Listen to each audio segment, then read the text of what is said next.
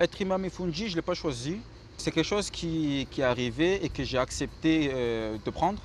Et quand l'imam de la mosquée te dit vas-y, c'est quelque chose de grand qu'il te fait. Donc je suis allé, je me suis présenté devant tout le monde. Parce qu'il y en a pas mal qui sont lancés comme toi, qui ont eu pas mal de critiques. Est-ce que toi c'est quelque chose qui te fait peur ou... Les critiques, non, ça ne me fait pas peur. Il y a beaucoup de personnes que j'aimerais remercier, à commencer par mes Fundi. Parce que je ne voulais pas m'en vanter. Ouais. C'est quelque chose que, certes, je faisais, mais pour moi, c'est quelque chose que j'allais faire occasionnellement. Laisse les gens t'inventer. C'est mieux qu'une personne t'invente une mauvaise image que toi, tu te la fasses.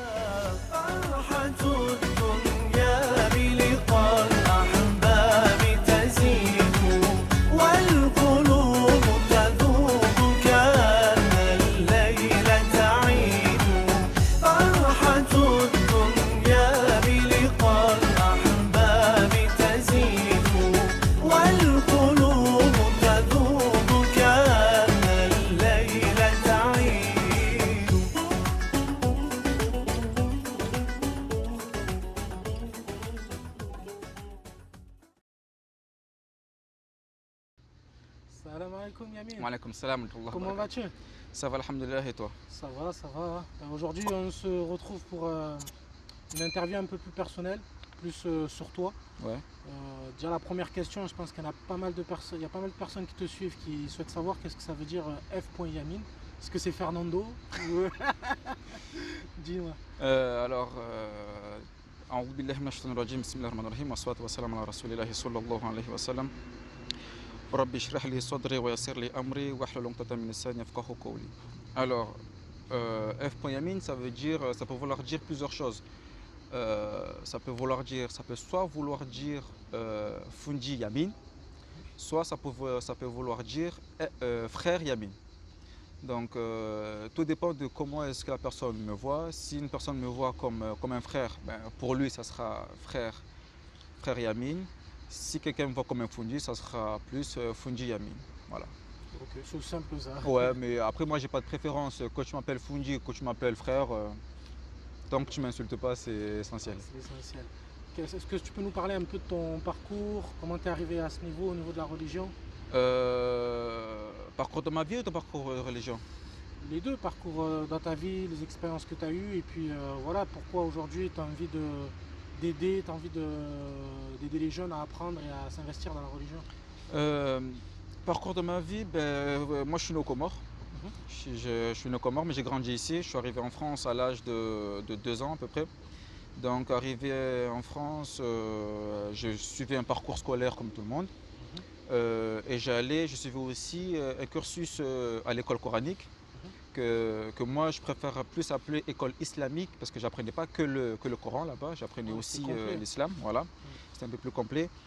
Et donc du coup, ben, je suis allé là-bas, j'ai fait plusieurs madrasas, j'ai fait plusieurs chioni comme nous on appelle ça.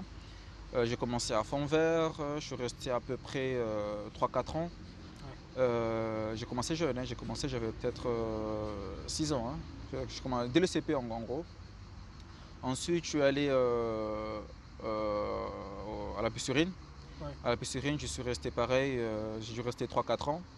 Ensuite, je suis allé au Flamand. Flamand, pareil, 3-4 ans.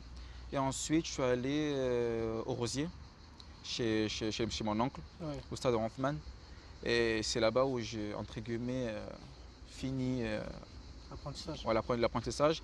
Mais après, je n'ai pas arrêté là parce qu'après, j'ai fréquenté des mosquées, j'ai fréquenté plusieurs fundis qui ensuite m'ont enrichi par leurs connaissances dans la religion. Donc, une fois arrêté au Rosier, je ne me suis pas arrêté d'apprendre. J'ai quand même continué à apprendre et donc du coup, ben, ce qui m'amène à ce que je suis aujourd'hui. Et justement, après cet apprentissage, tu as voulu être imam, fundi. Est-ce que voilà, il y a un objectif derrière, un projet? Être imam et fundi, je ne l'ai pas choisi. Enfin, D'accord. c'est quelque chose qui est arrivé et que j'ai accepté de prendre. Naturellement. Voilà, naturellement, parce que, par exemple, pour raconter la petite histoire, du côté Fuji, ça a commencé tout bêtement. Il faut savoir que moi, entre Maghreb et Aïcha, je reste à la mosquée. Je ne rentre pas à la maison, bien que ça soit à côté, mais je ne rentrais pas à la maison, donc du coup, je restais à la mosquée. Et donc, une fois, il y avait un jeune, il y avait un petit qui m'a posé une question à laquelle j'ai pu lui répondre. il m'en a posé une deuxième à laquelle j'ai répondu. Il m'en a posé plusieurs, il m'a enchaîné avec des questions et alhamdulillah j'ai pu lui répondre. Et donc du coup il en a parlé à un copain à lui qui l'a ramené à la mosquée le lendemain. Et donc du coup les deux m'ont posé des questions à laquelle j'ai répondu. Et donc je me suis trouvé ce rôle-là de questions-réponses, ça a commencé comme ça. Et pour ensuite me retrouver à enseigner. Donc du coup j'ai commencé avec 2 élèves, ça a fini par une dizaine, après j'ai une vingtaine, aujourd'hui j'en ai une trentaine, alhamdulillah. Donc ça s'est fait comme ça, j'aurais pu répondre aux jeunes non, on va voir quelqu'un d'autre, Ouais. il se connaît mieux que moi, mais je lui ai répondu à la hauteur de mes connaissances. Et donc du coup ça m'a voilà, ça m'a ramené là où je suis aujourd'hui. Et avec ces élèves-là, j'ai pu faire beaucoup de choses. J'ai même instauré une nuit que j'ai baptisée la nuit de l'effort.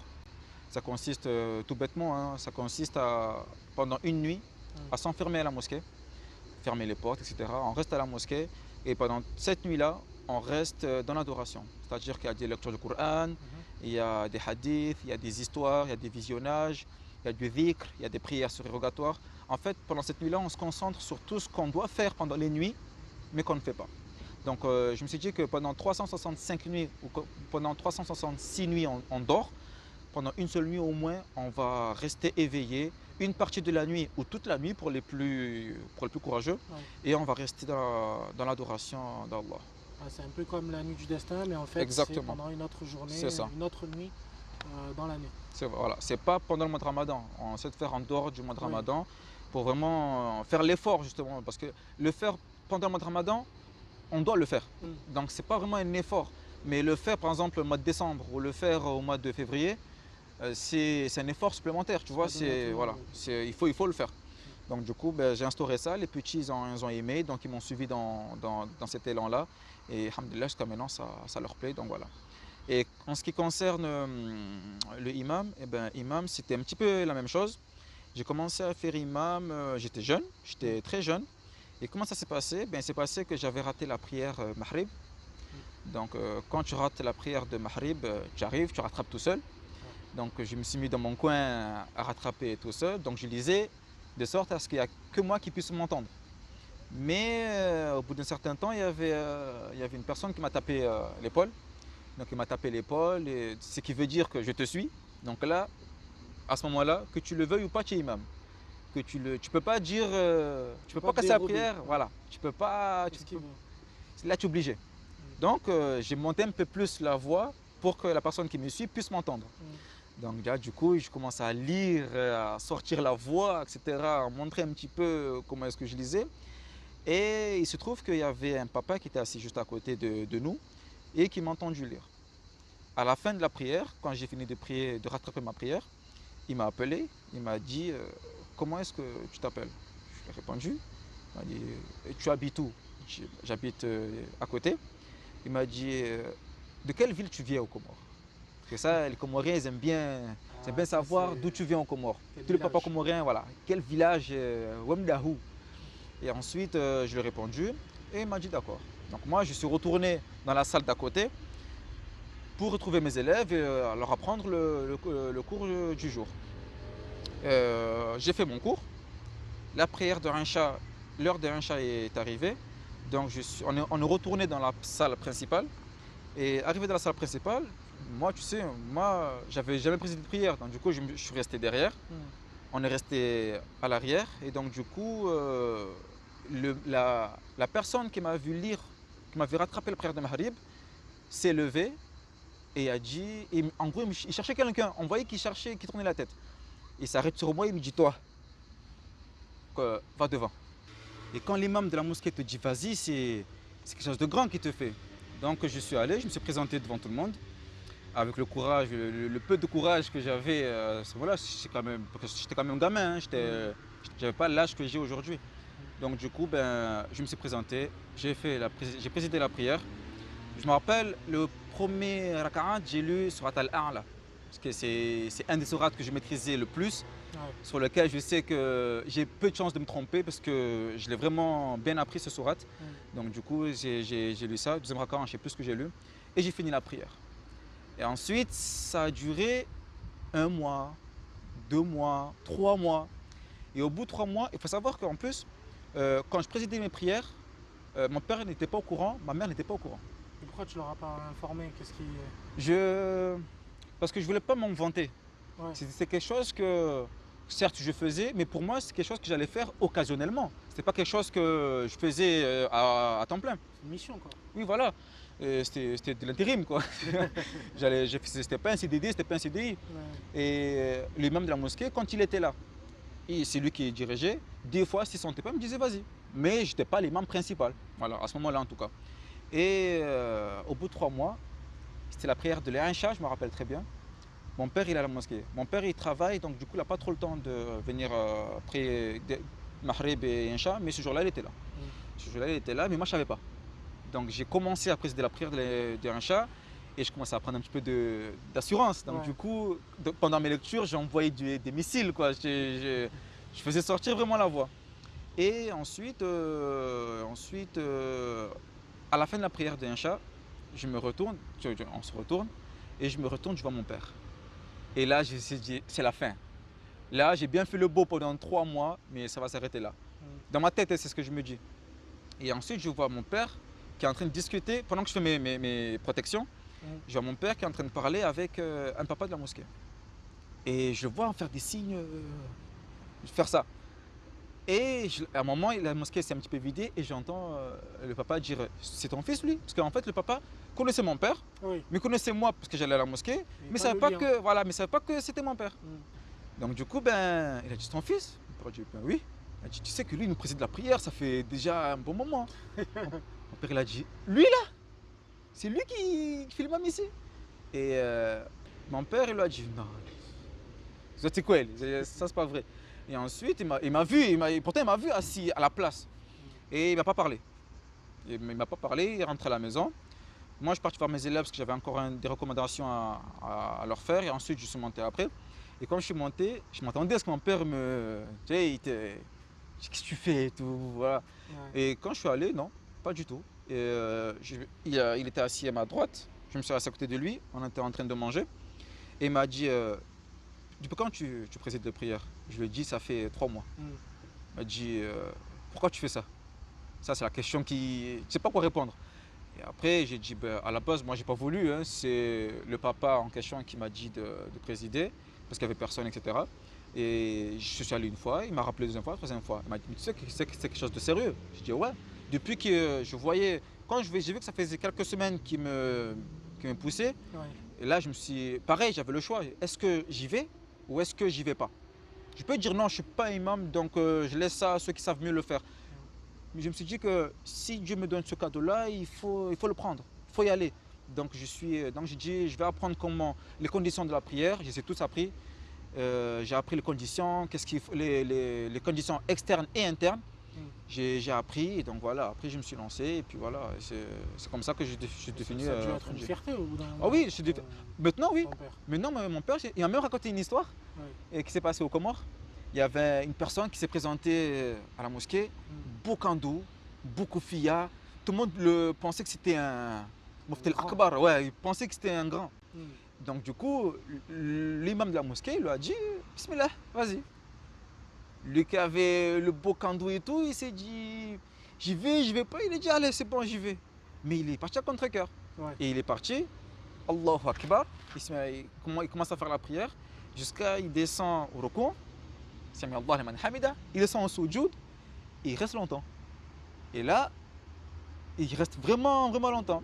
Et jusqu'au moment où tu entends des pas, ta ta ta ta ta ta. En fait, la personne s'était enfuie. Lui-même, il est parti. Jusqu'à il y a un moment, il y a un monsieur, il dit c'est bon, c'est trop lent. Il a levé la tête, il a vu qu'un mec, s'est taillé en fait. Il est parti. Et sans doute que la personne là, cette personne-là, ne se sentait pas prêt, Pas à ou l'aise. elle ne connaissait pas ce qu'il fallait dire, etc. Donc du coup, elle a dit, je vais casser la prière de tous ceux qui sont derrière moi. C'est un fardeau très très lourd, donc il a taillé, donc il est parti. Et il m'a dit, il m'a dit, fais attention à ne pas faire comme lui. C'était une petite blague quoi. Mais après j'ai vu qu'il ne m'avait pas taclé, au contraire il m'encourageait. Ma mère pareil, elle n'était pas au courant. C'est mon père qui lui a dit. Et donc du coup, ben, ça c'est ça s'est amplifié. Ceux qui viennent à la mosquée, quand ils voient mon père, ils disent c'est ton fils, mashallah. Les mamans, pareil, quand ils voyaient ma mère, ils disaient ton fils, mashallah. Et ça m'a donné encore plus de courage et plus de force pour continuer. Sinon, j'aurais arrêté. Mais je me dis aussi, si j'aurais arrêté, j'aurais fait quoi? C'est vrai, hein. J'aurais pas fait grand chose. Aujourd'hui, je suis content. J'enseigne, j'ai une trentaine d'élèves, je préside les prières. Et ça, c'est une victoire pour moi parce qu'il y a des personnes avec qui on était à l'école ensemble. Aujourd'hui, quand ils entre guillemets, me rabaissaient dans la cour de récréation, qui me faisaient un petit peu la misère, etc., qui m'embêtaient, aujourd'hui, c'est moi qui est devant eux et ceux qui sont derrière moi. Donc, c'est une réussite, c'est une fierté. Notamment, je me rappelle, il y en a un avec qui j'étais en 4e au collège PTS.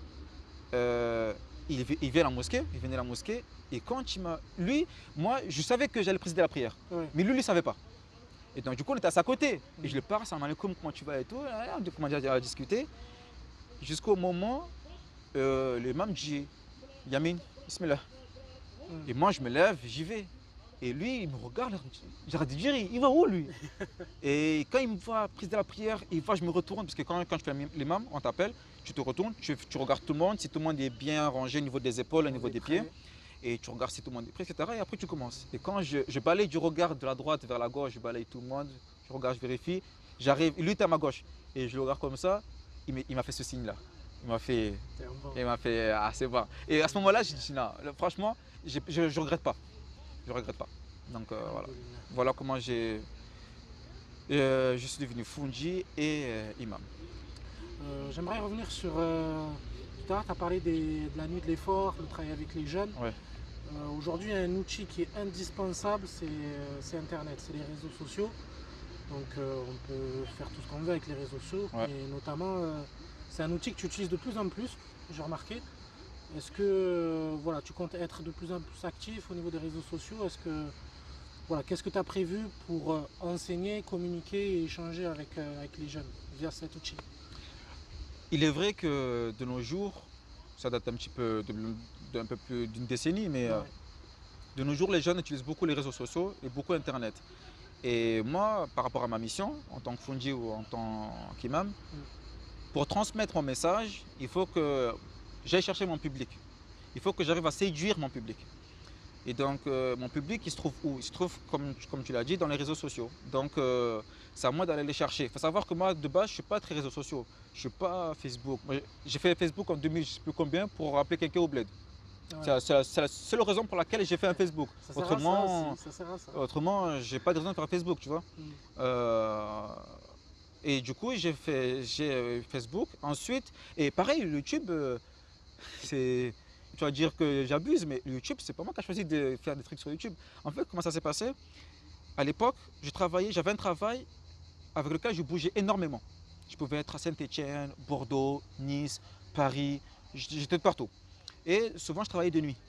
Et donc, je ne pouvais pas faire le trajet Marseille-Bordeaux, c'était pas possible. Donc, du coup, j'ai dit à mes élèves, je vous propose un truc. Vu que souvent je ne peux pas être à la mosquée la semaine, parce que le week-end je rentre à Marseille, mais la semaine je n'y étais pas. Oui. Donc du coup je leur disais, je vais faire un compte YouTube, comme ça je vais faire un live, et vous allez me suivre à travers ce live.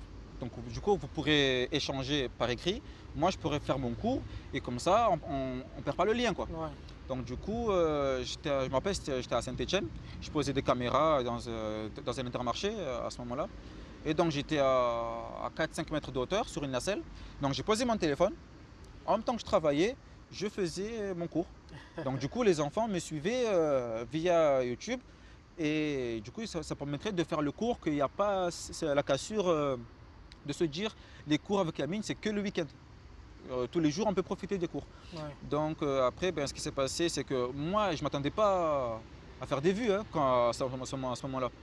J'avais 8 personnes, c'était les 8 qui me suivaient, quoi. Ensuite, il y avait 10, 15, etc. Mais au début, je ne voulais pas ameuter la terre entière. Maintenant, oui, mais à ce moment-là, non. Donc du coup, c'est né comme ça. Et donc du coup, pour revenir à la question principale, c'est là où sont les jeunes. Les jeunes sont sur WhatsApp, Instagram, Snapchat, Twitter et tout ça, là, et tous les réseaux sociaux, là. Donc du coup, c'est là-bas que je dois aller les chercher. Ouais. Mais je ne suis pas réseaux sociaux. J'ai que FB, YouTube. Voilà. Et WhatsApp. Mais ça, WhatsApp, c'est. C'est plus Voilà. personnel. Ouais, voilà. Ça va. Donc voilà. Justement, par rapport au fait de diffuser du contenu, tu t'exposes quelque part aussi. Est-ce que tu as peur des critiques? Parce qu'il y en a pas mal qui sont lancés comme toi et qui ont eu pas mal de critiques. Est-ce que toi, c'est quelque chose qui te fait peur ou... Les critiques, non, ça ne me fait pas peur. Parce que les critiques, je m'y attends. Je m'attendais. Du moment que, comme tu l'as dit, du moment où tu es exposé, du moment où on te voit, où tu es une tribune, tu es un exemple, tu es censé représenter quelque chose, on va te critiquer. Donc ça, je m'y attendais. Et j'ai pas attendu d'être sur YouTube pour être critiqué. Hein. Ça a commencé bien avant. J'ai été critiqué bien avant YouTube. Donc en fait, il y a deux choix.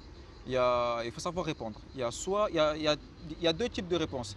Tu as soit la réponse de répondre aux critiques négatives. Hein. Tu réponds aux critiques négatives en te rabaissant au niveau de ceux qui t'attaquent. Parce que souvent, ceux qui t'attaquent, ce sont des gens qui ne sont pas capables de faire la moitié de ce que tu fais, toi. Donc, soit tu leur réponds voilà, en les décalant à gauche, soit tu fais le choix de ne pas leur répondre.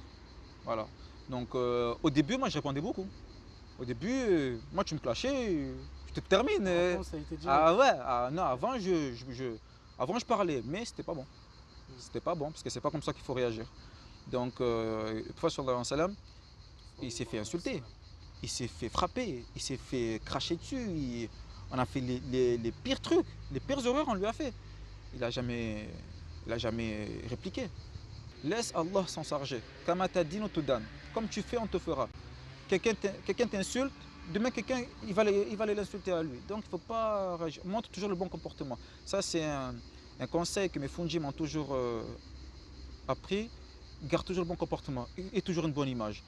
Laisse les gens t'inventer. C'est mieux qu'une personne t'invente une mauvaise image que toi tu te la fasses.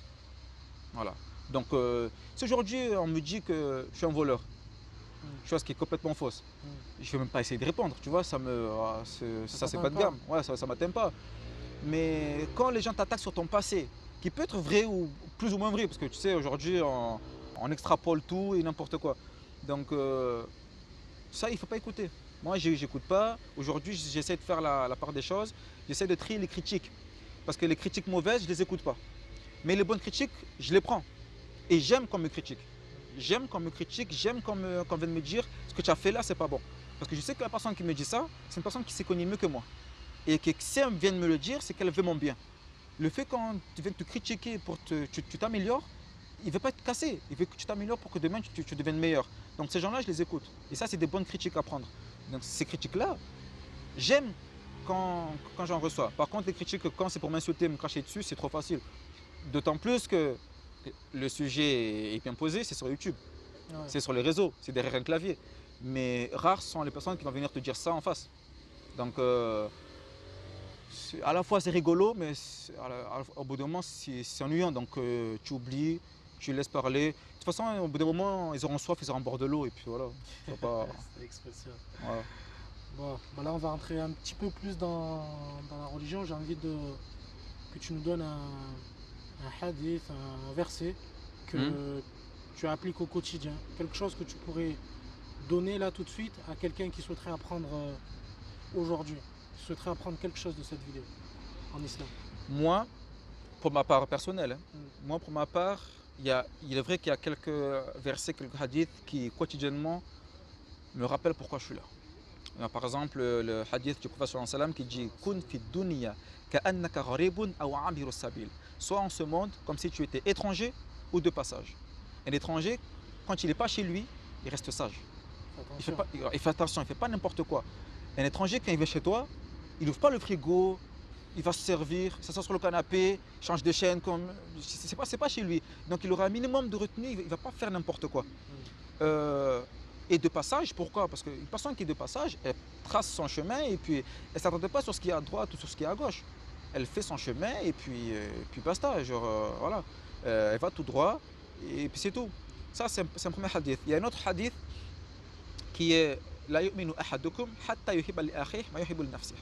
Chacun de vous ne sera véritablement croyant que lorsqu'il aimera pour son frère ce qu'il aime pour lui-même. Moi, je vais aller au paradis.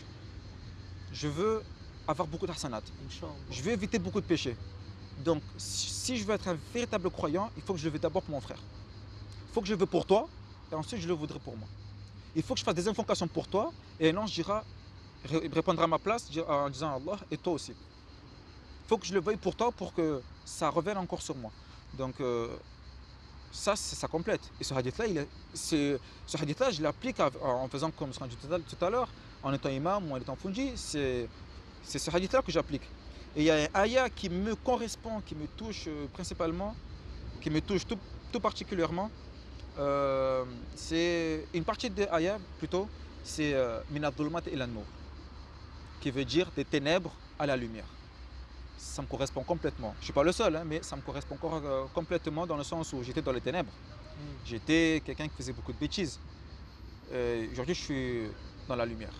En tout cas, c'est comme ça que je me considère. Je me considère avoir été quelqu'un qui était dans les ténèbres de par les bêtises que je faisais. Après, j'ai jamais été en garde à vue, j'ai jamais été arrêté, j'ai jamais vendu du madaba ou du mhogo hafa en bas des bâtiments. Ça va, tu me rassures là. Ouais. Mais j'étais des bêtises de gamin, quoi. Ouais. Voilà. Ok. Tu nous as beaucoup parlé dans l'interview de ton passé, beaucoup de choses passées. Là, j'aimerais bien qu'on voit ensemble les projets à venir. Quels sont tes objectifs à travers ces vidéos? Est-ce qu'il y a un projet plus global ou c'est de l'apprentissage au parcours? Est-ce que tu peux nous en parler de ça? Projet, c'est pas vraiment un projet. Mon projet, c'est de réussir à attirer le maximum de jeunes à s'en sortir. C'est d'aider le maximum de jeunes à s'en sortir. Donc, si ça peut être par le biais de la religion, pourquoi pas? Moi, ça m'est arrivé. J'en suis la preuve vivante que c'est la religion qui m'a redressé, qui m'a recadré. Si ça peut marcher pour moi, ça peut peut-être marcher pour d'autres. Donc je me dis que c'est pas vraiment un projet, mais c'est un objectif que j'aimerais attirer le maximum de personnes. Que ce soit sur YouTube, que ce soit en live, que ce soit à la mosquée, que ce soit n'importe où. Mon projet, c'est d'améliorer mon comportement déjà, d'améliorer ma pensée, de m'enrichir en connaissances et de le transmettre. Plus je transmettrai de messages et plus je serai écouté et plus je toucherai des personnes qui, Inch'Allah, changeront comme moi j'ai réussi à changer. Donc ça c'est mon projet principal. J'ai pas d'autres projets. Pas dans l'immédiat en tout cas. Non, pas de l'immédiat, j'ai pas trop. Non. J'espère que juste que mon message sera écouté, entendu, appliqué et voilà, que chacun trouve son chemin. Est-ce que pour finir, tu peux nous dire un petit dernier message à ceux qui vont voir la vidéo? Alors, un petit message que j'aimerais transmettre. Déjà, j'aimerais remercier beaucoup de gens. Beaucoup de personnes. Il y a beaucoup de personnes que j'aimerais remercier. À commencer par mes Fundji. Fundji, alors, je vais citer des noms, mais ils sont beaucoup. Donc, il y a peut-être que je vais oublier. Tout à l'heure, je l'ai dit au stade Andemoudine, qui est un très grand Fundji, qui est connu et reconnu, surtout ici à Marseille. On le connaît, il a changé beaucoup de personnes, que ce sont des garçons ou des filles. Moi, il m'a changé beaucoup. C'est une personne avec qui je suis toujours en relation. Hein. C'est mon Fundji, je l'appelle. Et quand j'ai une question, je l'appelle, etc. On échange beaucoup, même maintenant. Il y a Fundji Ahmed Assoulé. Il y a Mufti Al-Akbar, Mohamed Kassim. Il y a Maqam Muft, Ali Hassan. Il y a aussi Oustad Ben Omar. Il y a Hadji, il y a Daoud, il y a qui d'autre? Il y a plein, il y a Papa Harimia, Rahimahullah, il y a Fundji Ahmed, il y a Oustad Othman. Il y a vraiment beaucoup de Fundji qui m'ont suivi et qui me suivent encore tous les jours aujourd'hui. Quand je fais une vidéo, j'envoie d'abord à un de mes Fundji qui me corrige et qu'ensuite je la publie. Okay. Donc ouais, je peux pas publier. Même, je sais ce que j'ai dit, je sais comment je l'ai dit, mais voilà. Je suis jamais à l'abri d'être mal compris, donc je préfère toujours avoir une assurance et envoyer d'abord et ensuite avoir. Pour les jeunes, attachez-vous à la religion, qui s'attachent beaucoup à la religion parce que sans la religion on est perdu. Allah a dit dans le Coran, dans Surat par le temps, Surat Al-Asr, Innal insana lafi khusr, l'homme est certes en perdition, illa alladhina amanu wa aminu salihat, sauf ceux qui croient et accomplissent les bonnes œuvres. Donc du coup, si ça s'attache à la religion, changer de fréquentation, ça compte beaucoup ça. Si vous fréquentez de mauvaises personnes, il faut changer, il faut fréquenter les bonnes personnes. Rester dans le bien, proclamer le bien et interdire le mal, ça c'est très important aussi. Et ensuite, j'espère que je serai soutenu, que des personnes me soutiendront, qui m'accompagneront, qui me corrigeront, qui me critiqueront dans le bon sens du terme pour être meilleur chaque jour, Inch'Allah. Voilà. Je pense qu'on a vu pas mal de choses. Je pense que les personnes qui ont vu cette vidéo en connaissent un petit peu plus sur toi. En tout cas, merci beaucoup de t'être confié. Merci à toi. Et puis voilà, on te souhaite un bon courage pour cette année 2020. Inch'Allah. Plein de vidéos et en tout cas, on vous suivra avec plaisir. Inch'Allah. Allez. Bon.